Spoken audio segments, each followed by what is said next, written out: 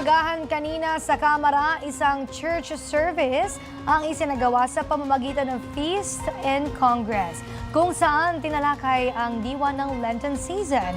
Sa tulong ni Tingog Party List Representative Jude Asidre at Nueva Ecija 2nd District Representative Mario Cocoy Salvador, na isagawa ang ikawalong pagbisita ng Feast sa Batasang Pambansa, kung saan binigyan din ni Feast Key Leader Alvin Barcelona ang mensahe ng Kwaresma na aniya ay nagsisimula sa Ash Wednesday. Ipinapaalala rito na may hangganan ang buhay ng tao, kaya naman mahalaga kung paano isapamuhay ang kaloob ng Panginoon. Sa pamamagitan ng paglathala ng kwento ng Kalbaryo ni Jesus, kung saan napagitnaan siya ng dalawang makasalanang ipapako rin sa krus. Dalawang tugon ang natanggap. Ang isa ay pagkawalang tiwala kay Jesus at ang isa naman ay ang pagtitiwala sa Diyos na nagdulot sa buhay na walang hanggan.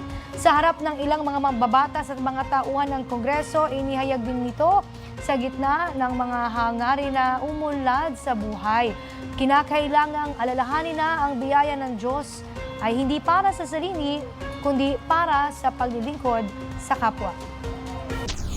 Balang araw, kahit sino ka pa, mayaman, mahirap, gwapo o cute lang, makapangyarihan o walang pangalan, balang araw, tatawagin din tayo para isauli ang hiniram na buhay. Kung plancha, hiniram mo.